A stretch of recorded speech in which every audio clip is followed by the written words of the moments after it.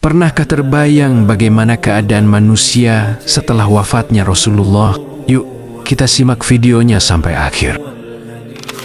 Ketika Rasulullah wafat, umat Islam seperti kehilangan cahaya.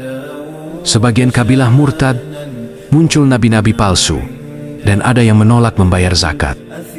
Dalam situasi genting itu, seorang sahabat terdekat Nabi maju ke depan. Beliau adalah Abu Bakar As-Siddiq radhiyallahu anhu. Ketika Nabi Muhammad diangkat menjadi Rasul, Abu Bakar adalah orang dewasa pertama yang langsung menerima dakwah beliau tanpa ragu sedikit pun. Karena itulah ia digelari As-Siddiq, orang yang selalu membenarkan risalah Rasulullah dan yang selalu mendampingi beliau dalam suka maupun duka. Dan sekarang, mari kita masuk pada bagian utama. Langkah-langkah besar Abu Bakar As-Siddiq dalam menjaga Islam.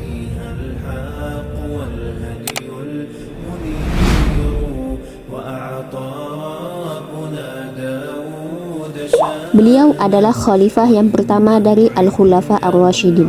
Nama lengkap Abu Bakar As-Siddiq adalah Abdullah bin Abi Quhafah, Utsman bin Amir bin Ka'ab bin Sa'ad bin Taim bin Murrah bin Ka'ab bin Lu'ay bin Ghalib bin Fihr Al-Quraisy At-Taimi. Dengan demikian, nama asli beliau adalah Abdullah, sedangkan kunyah beliau adalah Abu Bakar dan gelarnya adalah As-Siddiq. Adapun nasab Abu Bakar bertemu dengan nasab Nabi Muhammad SAW pada kakek yang bernama Murrah bin Ka'ab. Untuk lebih memahami sosok Abu Bakar As-Siddiq radhiyallahu anhu, marilah kita menengok sejenak ke masa awal kehidupannya. Beliau lahir 2 tahun setelah Amul Fil, yaitu tahun ketika pasukan bergajah yang dipimpin Abraha menyerang kota Mekah. Pada tahun itulah Nabi Muhammad SAW dilahirkan. Dengan demikian, Abu Bakar 2 tahun lebih muda dari Nabi. Namun, ketika beliau wafat, usianya sama dengan Nabi, yaitu 63 tahun. Selain mengetahui tahun kelahirannya, penting juga untuk mengenal asal-usul Abu Bakar As-Siddiq radhiyallahu anhu. Beliau berasal dari Bani Taim bin Murrah, salah satu kabilah Quraisy yang terhormat. Meskipun tidak sebesar Bani Hashim atau Bani Umayyah. Karena masih satu rumpun Quraisy, maka Abu Bakar dan Nabi Muhammad SAW memiliki kekerabatan, hanya saja berasal dari cabang yang berbeda. Nah, selain nasabnya, para sahabat juga meriwayatkan ciri-ciri Abu Bakar As-Siddiq radhiyallahu anhu. Sebagaimana disebutkan oleh Aisyah radhiyallahu anha, beliau adalah seorang yang pemalu, berkulit putih, bertubuh kurus, sehingga kain sarungnya sering melorot, matanya agak cekung, dan suka menangis. Abu Bakar As-Siddiq radhiyallahu anhu memiliki banyak keistimewaan yang tidak dimiliki sahabat-sahabat yang lain, yaitu pertama, beliau dikenal sebagai orang yang pandai bergaul. Hal ini karena beliau sangat pakar dalam ilmu nasab, sementara tidak semua orang Quraisy menguasainya. Kedua, Abu Bakar radhiyallahu anhu adalah orang dewasa pertama yang masuk Islam. Setelah masuk Islam, Abu Bakar langsung berdakwah. Banyak orang yang masuk Islam melalui dakwah beliau. Di antaranya adalah sahabat-sahabat mulia yang kemudian dijamin masuk surga oleh Rasulullah SAW, yaitu Utsman bin Affan, Zubair bin Awam, Talhah bin Ubaidillah, Abdurrahman bin Auf, Sa'ad bin Abi Waqqas, Abu Ubaidah bin Al-Jarrah. Mereka semua termasuk ke dalam 10 sahabat yang dijamin masuk surga, dan semuanya masuk Islam berkat dakwah Abu Bakar. Ketiga, keistimewaan Abu Bakar radhiyallahu anhu adalah sedekah beliau di awal Islam yang menjadi sedekah paling bermanfaat bagi Rasulullah. Bahkan Nabi bersabda, "Tidak ada harta yang bermanfaat kepadaku seperti hartanya Abu Bakar." Keempat, keistimewaan Abu Bakar radhiyallahu anhu tampak dari semangatnya yang tinggi dalam berbagai amal soleh. Dari Abu Hurairah radhiyallahu anhu, ia berkata, Rasulullah SAW pernah bertanya kepada para sahabat, "Siapa di antara kalian yang berpuasa hari ini?" Abu Bakar menjawab, "Saya ya Rasulullah." Rasulullah bertanya lagi, "Siapa di antara kalian yang mengikuti jenazah hari ini?" Abu Bakar menjawab, "Saya ya Rasulullah." Rasulullah bertanya lagi, "Siapa di antara kalian yang memberi makan orang miskin hari ini?" Abu Bakar menjawab, "Saya ya Rasulullah." Rasulullah bertanya lagi, "Siapa di antara kalian yang menjenguk orang sakit hari ini?"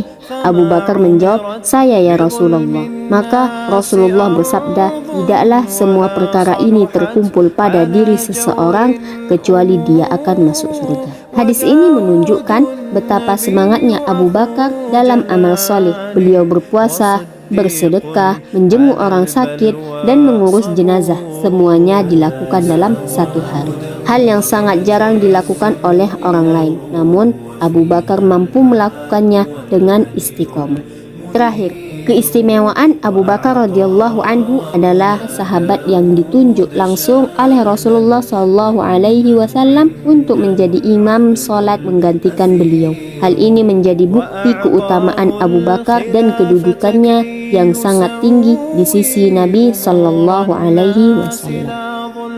Selanjutnya, masuk kepada masa kekhalifahan Abu Bakar As-Siddiq radhiyallahu anhu sebagai khalifah, yaitu pada tahun 11 sampai 13 Hijriah atau 632 sampai 634 Masehi.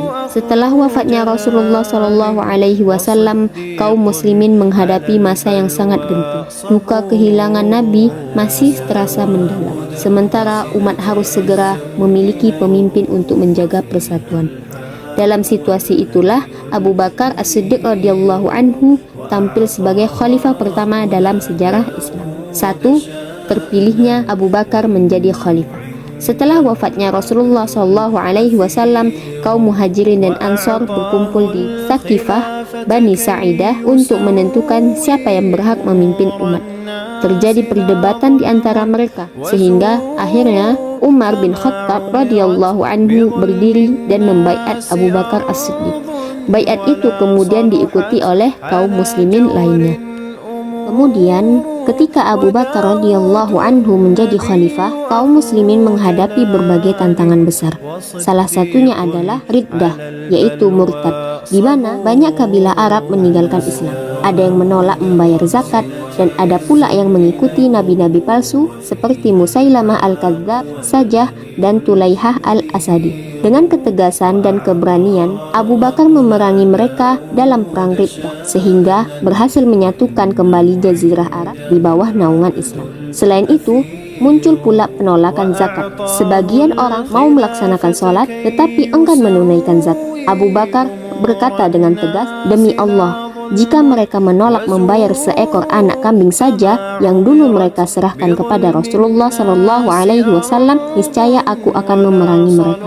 Sikap ini menunjukkan keteguhan beliau dalam menjaga kemurnian syariat Islam. Tantangan besar lainnya adalah penetapan mushaf Al-Quran. Setelah perang Yamamah pada tahun 12 Hijriah, banyak para penghafal Al-Quran gugur. Melihat kondisi ini, Umar bin Khattab radhiyallahu anhu mengusulkan agar Al-Quran dikumpulkan dalam bentuk mushaf tertulis. Abu Bakar menerima usulan tersebut dan menunjuk Zaid bin Sabit untuk memimpin tim kodifikasi. Dari sinilah awal mula mushaf Al-Quran tersusun rapi sehingga terjaga hingga sekarang. 2. Ekspansi Islam. Di masa pemerintahannya, Abu Bakar mulai meletakkan dasar ekspansi Islam keluar Jazirah Arab. Beliau mengirim pasukan untuk menghadapi dua kekuatan besar dunia saat itu, yaitu Kekaisaran Romawi atau Bizantium dan Persia. 3. Sifat kepemimpinan Abu Bakar. Kepemimpinan Abu Bakar As-Siddiq radhiyallahu anhu menjadi teladan bagi para pemimpin setelahnya. Beliau menjalani hidup yang sangat sederhana, tidak memperkaya diri dari jabatan khalifah, bahkan hanya mengambil gaji kecil sekadar untuk kebutuhan hidup sehari-hari. Beliau juga dikenal sangat tawadhu. Meskipun sudah menjadi khalifah, Abu Bakar tetap memerah susu untuk tetangganya, sebagaimana kebiasaan beliau sebelum menjabat. Hal ini menunjukkan kerendahan hati yang luar biasa. Dalam memimpin, beliau tegas dalam memegang prinsip. Namun, tetap lembut dalam akhlak. Ketegasan beliau tampak dalam menghadapi orang-orang yang murtad dan enggan membayar zakat. Sementara kelembutannya terasa dalam keseharian bersama kaum muslimin. Kemudian tibalah masa di mana Abu Bakar As-Siddiq radhiyallahu anhu menghadapi sakit yang membawa beliau menuju akhir hayat.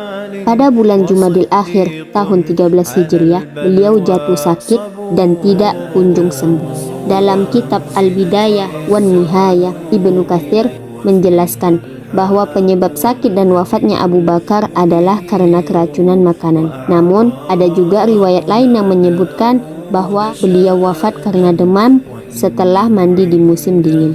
Ketika sakit, Abu Bakar memerintahkan Umar bin Khattab untuk menjadi imam kaum muslimin dalam sholat. Para sahabat pun menjenguk beliau. Saat itu, ada yang berkata, "Maukah engkau jika kami carikan seorang dokter?" Maka beliau menjawab, "Dia, Allah telah melihatku." Lalu dia berkata, "Sesungguhnya aku akan berbuat apa yang aku kehendaki." Menjelang wafat, Abu Bakar menuliskan wasiat penting, mengangkat Umar bin Khattab sebagai khalifah setelahnya. Beliau juga berkata, "Coba lihat, sejak aku menjadi khalifah, apa saja hartaku yang bertambah? Jika ada, serahkan kepada khalifah penggantiku, yaitu Umar bin Khattab." Setelah diperiksa, ternyata harta yang bertambah hanyalah seorang budak dan seekor unta untuk mengambil air. Kedua hal itu kemudian diserahkan kepada Umar. Umar pun mendapatkannya. Umar menangis dan berkata, "Semoga Allah merahmati Abu Bakar. Sungguh, beliau telah merepotkan khalifah setelahnya." Hal ini menunjukkan betapa beratnya amanah yang dijalani Abu Bakar dengan penuh ketakwaan dan tanggung jawab. Abu Bakar sakit selama 15 hari, kemudian wafat pada hari Senin malam Selasa tanggal 22 Jumadil Akhir tahun 13 Hijriah dalam usia 63 tahun, usia yang sama dengan Rasulullah SAW.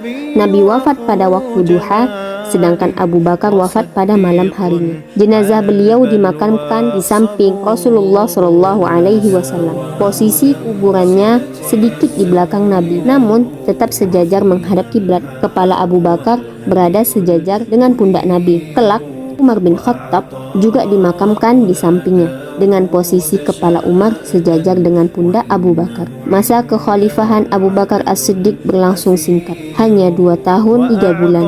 Namun, dalam waktu yang terbatas itu, beliau berhasil meletakkan fondasi kokoh bagi tegaknya Islam setelah wafatnya Rasulullah SAW.